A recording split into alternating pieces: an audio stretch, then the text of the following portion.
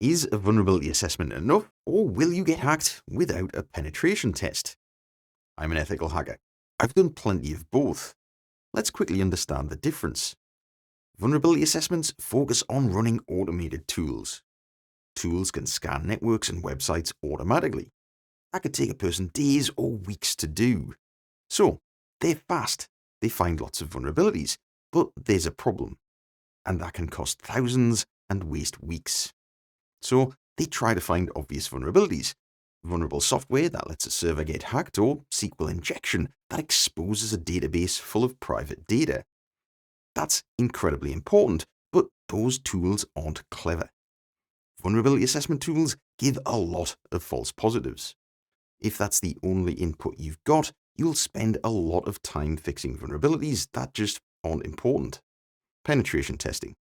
The first thing a penetration tester usually does is run lots of tools to tell them what might be vulnerable. Bad penetration testers stop there. That's not a penetration test. It's an expensive vulnerability assessment wearing a hoodie.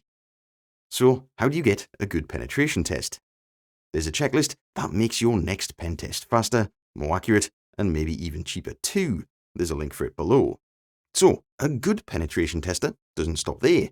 They know the tools are just the start. First, they check to see if the vulnerabilities from the tools are actually real.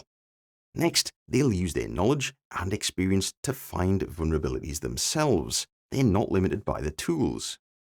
They'll also exploit any vulnerabilities they find. They want proof that a vulnerability is real, and the best way to do that is to do what a real hacker would do.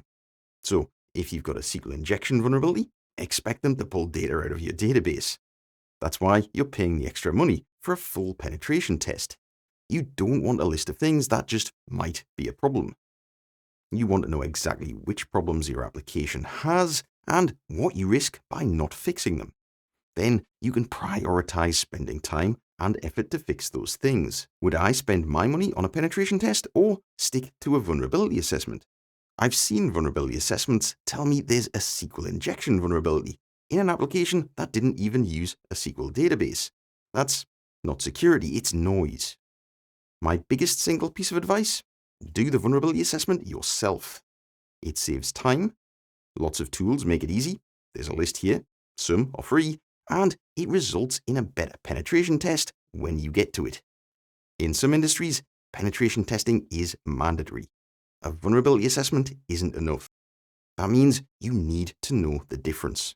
If it's not mandatory for you, start with a vulnerability assessment. It'll tell you a lot about your security, but do expect false positives. A penetration test tells you exactly what could go wrong before hackers show you the hard way. So, start with a vulnerability assessment, but don't stop there. Don't forget the checklist below. Thanks for watching.